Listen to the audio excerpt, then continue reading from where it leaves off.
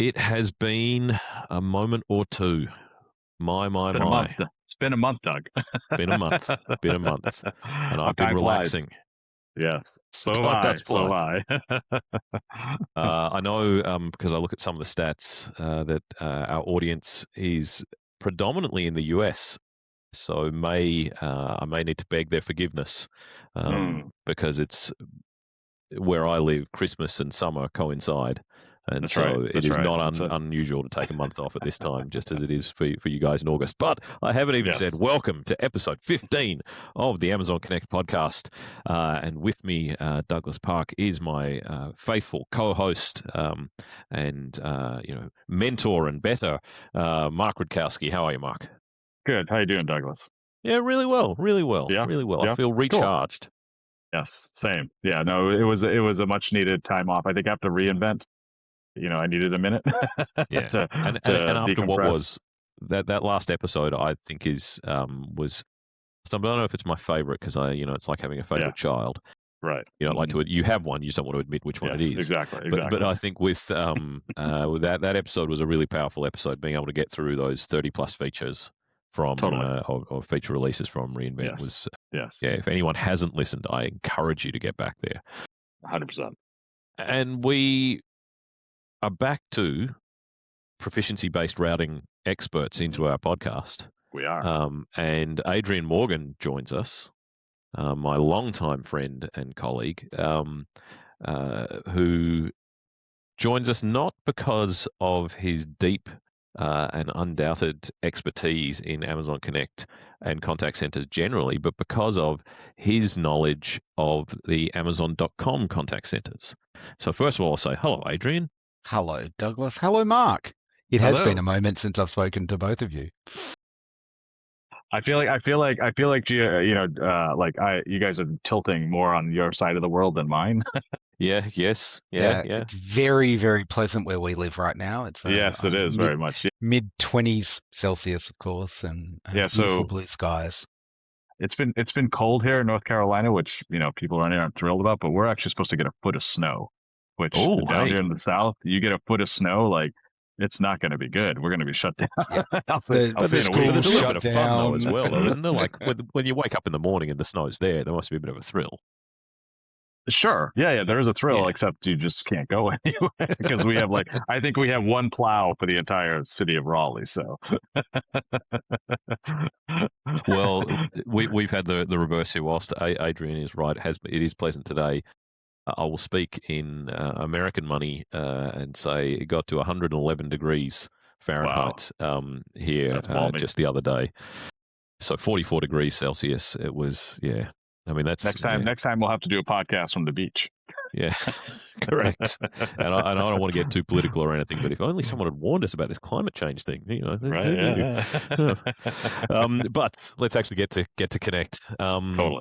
Now, so Adrian we're gonna deep dive with Adrian on his experiences at and knowledge of the Amazon.com contact centers, which I will remind everyone is a massive differentiator for us at the Amazon Connect team because Amazon ourselves run one of the world's largest contact centers, and we learn a lot from that. A lot of the innovation that we build into the platform comes from that. A lot of the lessons we've learned, so it gives us kind of a unique position in the market of contact center providers. Well, it's really how Connect was born, right? It was essentially, essentially for Amazon.com, we couldn't find, essentially a solution out in the market that could solve the scale that Amazon.com needed. And, as we built it ourselves, essentially, customers started coming to us and asking, what does Amazon use? And we said, well, it's something we built ourselves. And that really led to, turning it into a product. And here we are today. Here we are today. And I've misspoken by referring to us as a contact center provider because we've blasted way beyond the barriers and the boundaries of that these days. And it's totally mispositioning and misunderstanding what Amazon Connect is now, particularly with all that's gone on in recent months. But let's talk about the what's news and what's been in. And it has, I mean, it's slowed down a little bit after the glut of reInvent, but there is some Yeah, there is. Yes, there a couple little things kind of popped out, afterwards, which is always the case. We always get a few fast follows. Yeah. So do you want to go with the first one, Mark? Yeah, so let me, I'll pick actually, I'll do a couple because I think they're related. So Amazon Lex, a couple enhancements that recently came out. So one was launched improved speech recognition models for English, and the other was launching configurable voice activity detection sensitivity. Say that 3 times fast. So essentially, one is just improving the overall accuracy of our ASR for Lex. So again, continuing to improve the overall ability which you can recognize multiple English locales, improved conversational patterns, non-native English speakers with regional accents, right? All of those types. So again, continue to really improve that overall voice recognition, from a Lex perspective. And then voice activity detection sensitivity is really being able to enable Lex to adapt to different types of environments.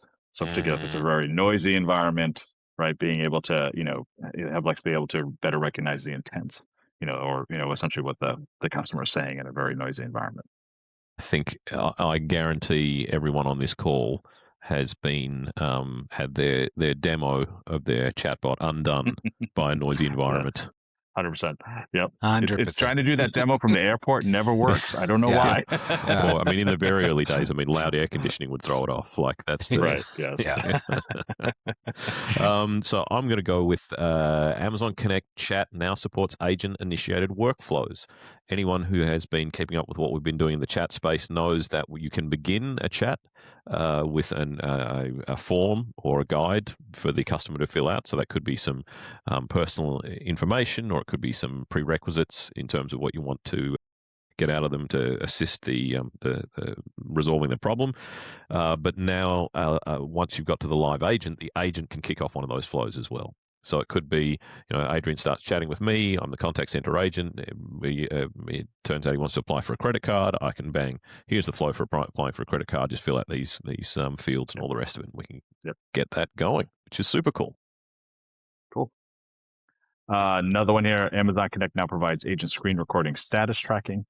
So this is really essentially now, basically providing events and event bridge, right? That allows you essentially, to more or less monitor, when the screen recordings are, taking place. So you can see, essentially, success failure codes, right? What browser they're using. So all kinds of information about the screen recording that you can now, leverage through event bridge. So again, just, small enhancement, but just making it easier to monitor and manage, overall. I think this is one of those catch-up feature releases. Like it's just bringing parity for the screen recording to the voice recording, and it's exactly. and I personally quite fond of these ones. I like these ones where there's a little we've lagged behind on something because we launched with one part of it, and someone says they're like paper cut releases, as we would call them, right? Just small little enhancements to your point to just continue to make it a better and better offering. Yeah. Amazon Connect now provides agent scheduling metrics in the data lake.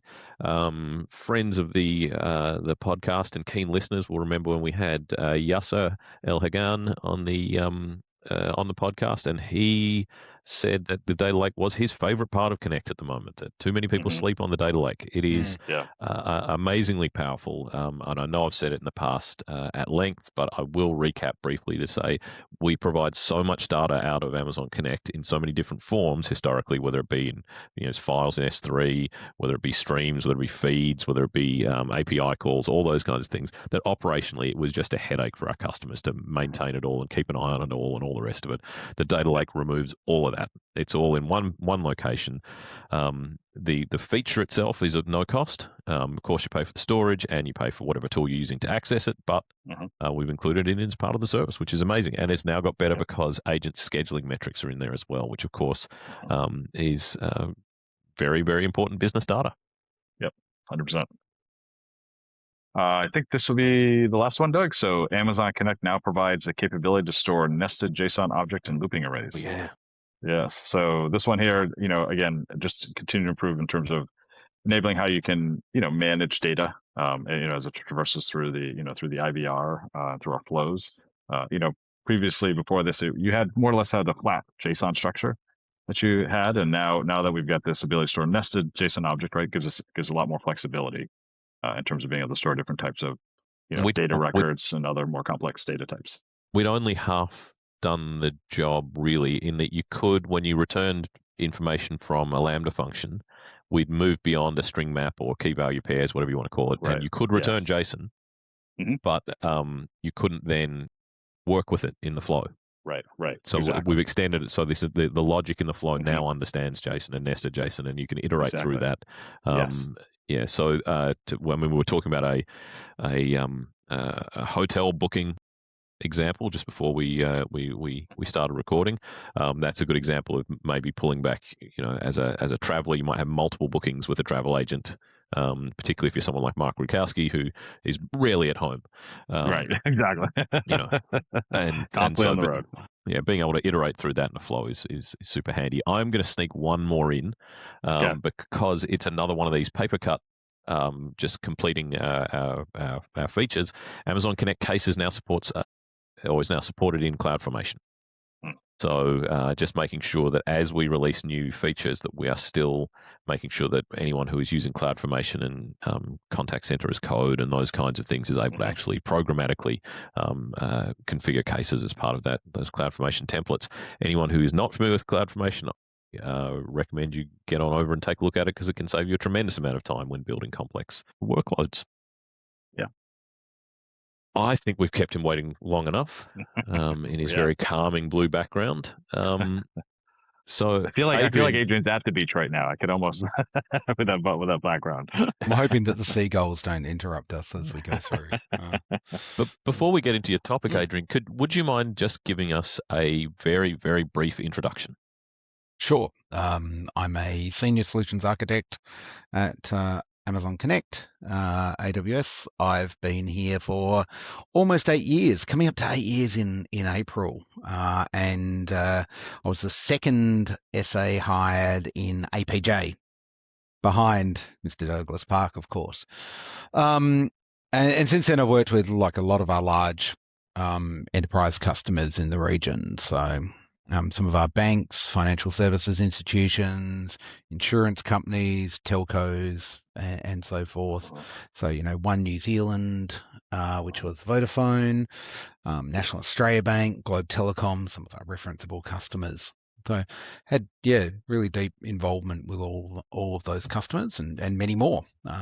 Actually, your fingers are on every single one of our big customers in region, really. Let's in a nice way. I've helped to. Yeah, I mean, and one of the exciting things about what I've been able to do at AWS is not, moving a customer onto Amazon Connect is exciting, but actually delivering them the results that they get out of Amazon Connect, that's where it gets really, really exciting. So, when you look at the results that someone like Globe has had, and or One New Zealand, it's truly extraordinary. Well, good. Yeah, I was gonna say. I mean, and I think even for both of you, right? Sydney was one of our earlier international regions, and I think it's been super important, not only with customers, but YouTube and advocates, right? Ensuring that from a product perspective, right, we're ensuring that all those capabilities are as much what we have in the U.S. as we have in part of the regions down in your neck of the woods. So it's you guys have been super important around that. Thank you. We always had the vision that whilst we might not be the biggest geo in ANZ and APJ, we're going to be the most innovative. Right. So constantly pushing to the surface, to the boundaries. Yeah. Yeah, and I think touching on that point about the excitement that comes from actually delivering outcomes for our customers, I think you've been at the forefront of not just putting in a like-for-like replacement, or because we talk about this all the time on the podcast, that there are customers who move onto Amazon Connect because of getting cost out or just wanting a cloud platform or whatever, and they get on it and they basically recreate a "Hi, welcome to the contact center, press 1 for this, press 2 for that," which you absolutely can. But it was your job to really help customers innovate and think differently and think about what this platform could do in terms of, on the one hand, delivering more for their customers, but also from a business perspective for them, decoupling the growth of the contact center from the growth of the business. If you're going to double the size of your business, you want to double the size of your contact center. And it's that kind of focus that I think leads us nicely into what we want to talk about today, which is this has led you to take customers on multiple tours of various different Amazon.com contact centers. It has. So, yeah, where did this idea come from? And actually, how many times have you done it? Have you counted it? Somewhere between 10 and 20 times. Okay. So where it came from is actually, so obviously, Amazon.com retail brands, they use Amazon Connect. And the original idea was to take customers in and be able to see Amazon Connect live in practice and see how we ran one of the largest contact centers in the world. So it started off, we would take customers across to Lexington, Kentucky, in the States, which if you like your bourbon, it's a great place to go, Kentucky. Yes. And so we'd take customers there and we'd talk to them about, how we ran the contact center and sort of Amazon Connect and what we'd actually brought out to market as Amazon Connect. Because obviously in the early days, we had the Amazon.com running on the internal version, I guess, and then and we would be talking to customers about the externalized Amazon Connect product. And so, then it was, I would say, 8 years ago, AWS was obviously not as well known in Australia. And so we talk a lot about our culture and our leadership principles and the idea of tenants and really talking to customers about how that guided what we do in the contact center and what we did in Amazon Connect. I mean, some of those concepts are widely sort of known. Anyone who's seen Jeff Bezos talk about things like the andon cord, that empowered agents are able to, if they see repeated problems with a particular product, they have the power to pull that product from the website, and it comes out of the I believe it was, I can't remember which Japanese company it was, the Toyota factory. Yeah, so I mean the andon cord came from Jeff being in the contact center. And so Jeff was sitting with an agent listening to a call, and the agent commented that the call came in and it was a broken table, I think, from memory. And Jeff all comes back to tables. It all comes back to tables, not data tables, physical table, Doug. But the table was busted. Jeff's table, you know Jeff's table story, don't you? Yes, I do know Jeff's table. We'll tell that one afterwards. Yeah. Carry on. Yeah. Sorry. But the table was broken, and the agent happened to say, well, we can get another one sent out, but that'll be broken as well. And Jeff kind of went, what do you mean? Well, there's this problem with this packaging of these tables. And so Jeff was like, well, we need the agents to be there to be able to stop this type of thing from happening. And we need to be able to work out where it's happening in our network, and stop that customer experience from ever happening again. So introduce the concept of the andon cord. And from there, it's grown. Does the andon cord idea, because I think that's a common frustration for contact center agents generally, is that they hear the problems and are not empowered to actually take action. Have there been many customers who have responded to that? Does that resonate with those who go through? It resonates conceptually, I think. I mean, you've got to remember the microservices architecture that we have underneath the hood of Amazon, in being able to trigger the andon cord and the data flow of what we're able to see. So an andon cord being, in that example, if you pull the andon cord on a product, we know not only the product, but we know where it's stored. We know if it's a partner. We know if it's a partner marketplace product. We know everything about that product. And so we can react instantly and remove it from the website or pause purchases of it. And we can pause purchases, like we can pause delivery of a product as well, which I think is pretty interesting. So when an agent does pull the andon cord, it triggers a whole series of events. And that series of events means that we stop a potentially damaged product getting sent out. At the fulfillment center, somebody will actually go and check the physical stock. So if we're seeing, stock from one fulfillment center is being damaged versus another, we'll actually go and, double check to see at both of those fulfillment centers where the problem is. So, But sorry, I was going to say, in answer to your question, a lot of customers are like, our problems are we're trying to solve those problems with our products, but we don't have all of those dots connected yet. yeah, easier said than done. Yes. Um, so one of your great strengths is your ability to speak to sort of C-level executives. I've seen that many times over the years. You seem to understand their needs, wants, and desires. But on these tours, you've taken obviously C-level execs, but you've taken IT people, you've taken contact center people. Do they all get the same kind of thing out of it, or do you see those different personas taking away different things from the tour? Very much different personas take different things away. Sort of at the C level, it's quite interesting because when you think about Amazon.com, a lot of people see it as a simple business, and kind of come in with, well, you're just delivering packages. And put something in a box and send it Yeah, out. put something in a box. And so understanding the scale of what we do, like understanding that there's not only 100,000 agents, just the sheer number of countries that we operate in. The regulatory requirements between states is fascinating. The fact that we run one of the largest logistics businesses in the world now with, end-to-end delivery, plus also partner delivery.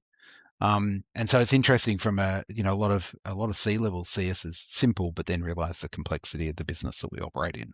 Well, I think as well, I mean, and for all our listeners and viewers who don't live in the US or don't get over to the US, we really don't have a full view of what Amazon does as a business until you go to the US and see all the trucks everywhere and all the different brands and businesses that are actually running and working together from, even groceries all the way through to, it's the scale. We have our own airline, right? I mean, that just shows you, right, from a logistics perspective, right? Like that's Yeah.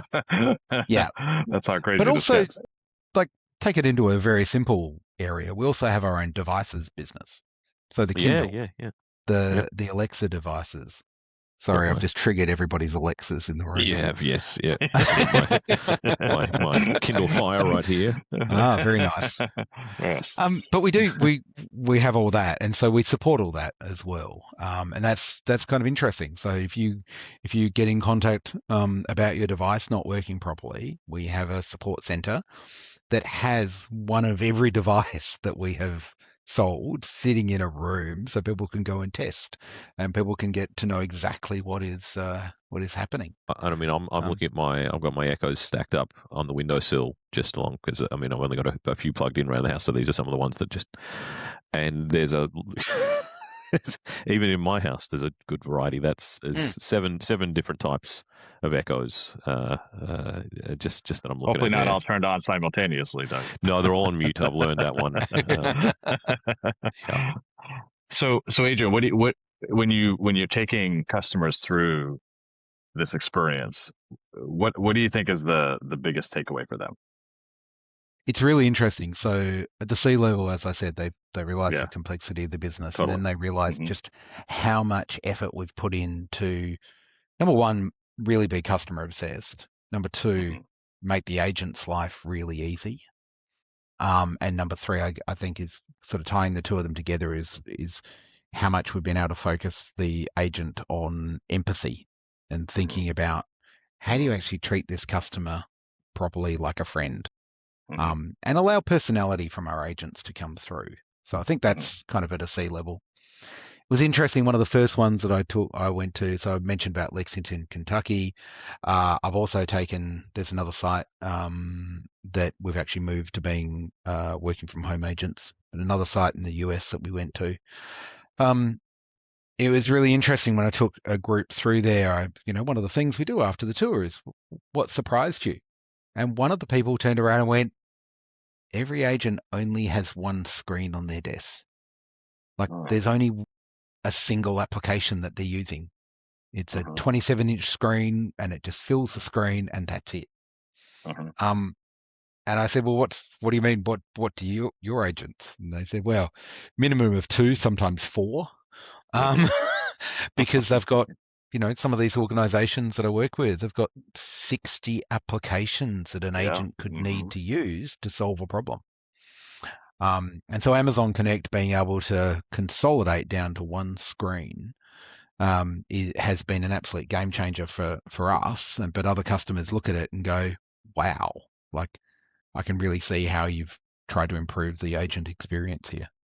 And so the story there too, right, is the fact that, our step-by-step guides wasn't heavily influenced by that experience in terms of what we saw in the retail contact center, I right? think Because it was basically the prerequisite for moving Mhm. from the internal version, the original version of Amazon Connect to the external Yes. was, well, we Yes. need this Mhm. functionality. We need the Right. step-by-step guides.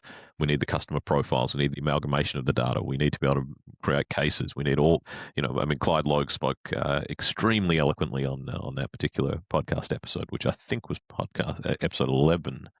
But Mhm. I have to go back and look. Yeah. I mean, I'll leave the exercise to the reader. And the step-by-step guides capability, I think, is the thing that ties that agent experience all together, and allows the agent. It's really interesting.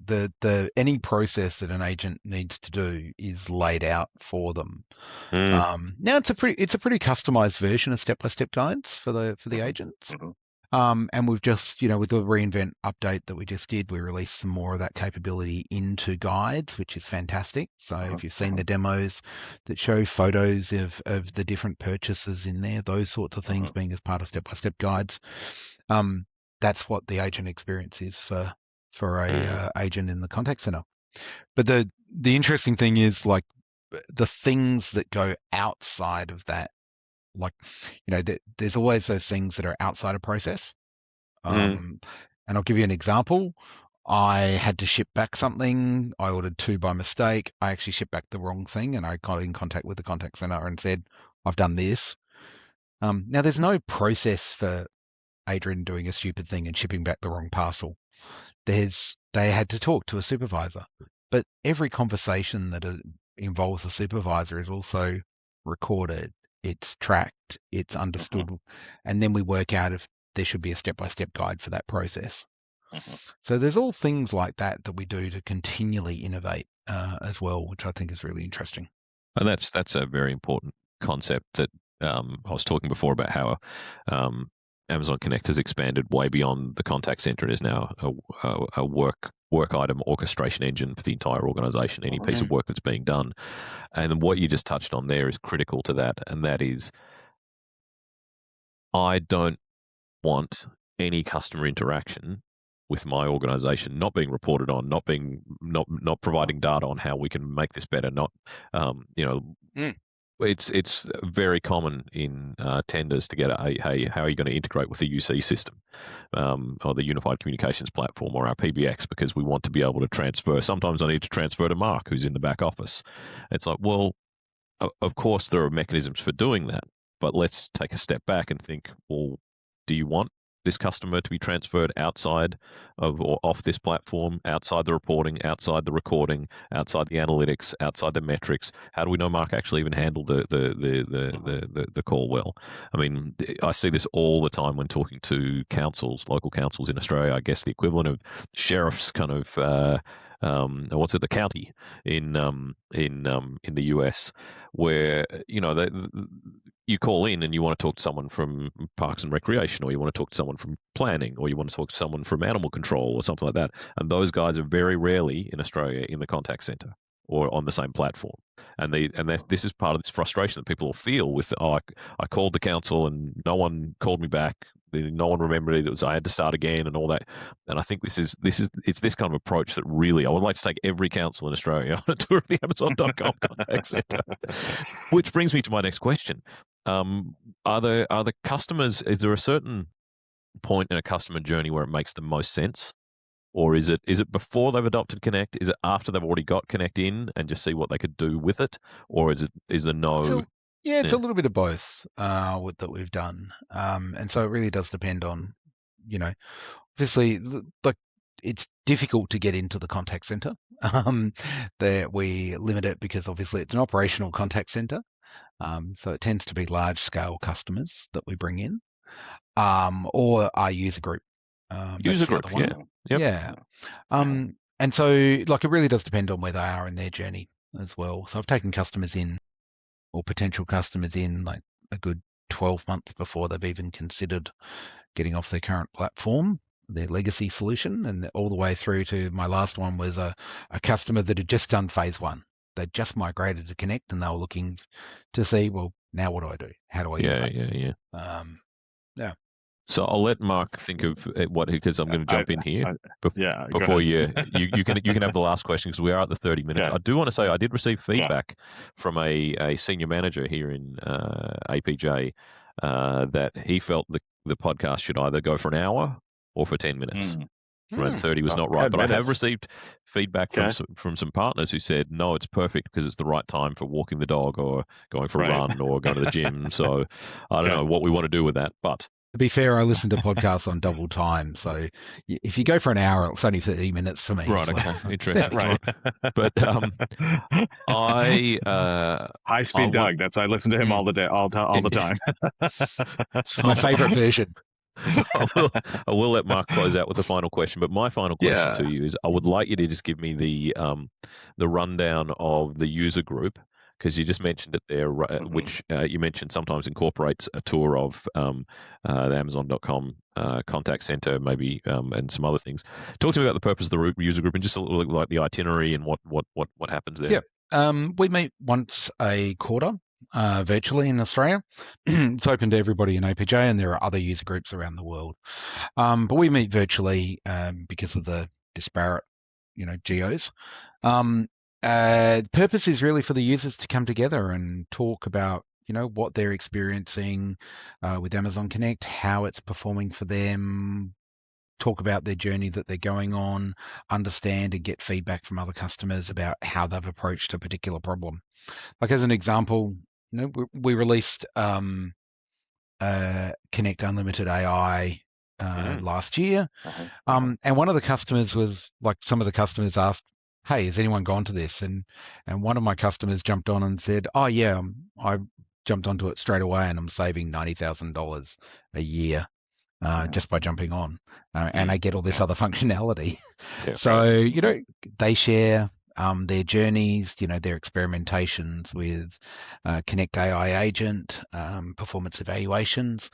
We're also in the room. We originally actually were going to set it up that, it was just run by the users, but they actually requested that we be in the room to sort of answer questions and give feedback and guidance. Give you a piece of their mind. Time. Yeah. and the tour you do with them over to the States. Yeah, so every year we do a tour back to America. So the tour goes to visit the fulfillment center, which is, our big warehouse where we ship all our products from, which is another topic on its own.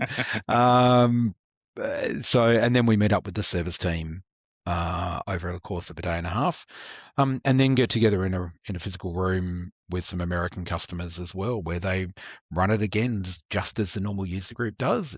It's Chatham House rules. Everybody communicates openly and talks about their journey and what they're trying to do. And yeah, it's really interesting to see people sort of bouncing ideas off of each other about how to adopt, capabilities like performance evaluations. I will say, as a product manager, we love those sessions, right? We come in and we talk about our roadmap, where we're going, and then just have these really great customer conversations, which we love, right? In terms of feedback and, how can we make the product better? So yeah, we need to do more of that because it's awesome. And these are informed, large scale customers. These are people who are using Connect heavily. They understand it. So it's really, informed information you're getting. And the Australians are never shy at giving direct feedback. No, they are not. Which we really appreciate. Yeah. I really like this, but it needs to do this. Okay, exactly. Cool. Yeah. Noted.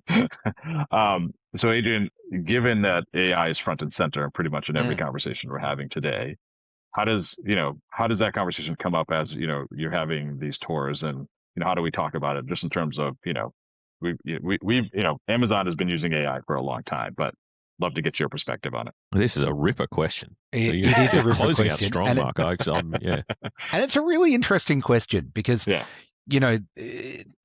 thing with the way that our contact centers are constructed is around this step-by-step guide concept. And that incorporates, like within step-by-step guides, you're incorporating knowledge, process, functionality, the whole lot, execution of whatever the challenge is. So yes, we do, all of the voice recordings and all that, and the transcript analysis. That all exists, but it tends not to be used by the operational teams. It tends to be used by our data and analytics teams. And we have this kind of concept of how do we get a process and actually elevate it up. Doug Park does a great discussion on your mobile phone and banking applications. The capabilities sit within the banking application for you to be effectively like a bank employee and transfer money and everything. We really want self-service to be the thing within your Amazon .com application. And so the AI is pushed up into that layer. That's only achievable when you've done all the hard work at the contact center to embed all your processes, to understand all your processes. So yeah, it's an interesting one, Mark, because we're investing at the sort of application layer. Yeah. And I think it's great because when we say this to customers, and they can, most of them were like, yeah, I had this great experience with Amazon, right? Because it showcases it, front and center from that perspective, which is really great. Yeah, and I mean, a lot of the contact centers that I bring in are not anywhere near the position that we are, and so capabilities like the AI agent assistant that produces knowledge for the agent, like they are a long way from getting that knowledge embedded in a step-by-step guide. Right. And so all the advantages that we released at reInvent around MCP and all those great things for external customers are hugely valuable. Yeah. Mm-hmm. Thank you so much, Adrian. Yeah. Thank you, Doug and Mark. We'd love to have you back on in the future if you're willing. Love to be. And with that, we will sign off. That's the Amazon.com contact center visits done. See you next time, Mark. All right. See you all. Adrian, thanks as always. Talk soon. Thank you. Bye.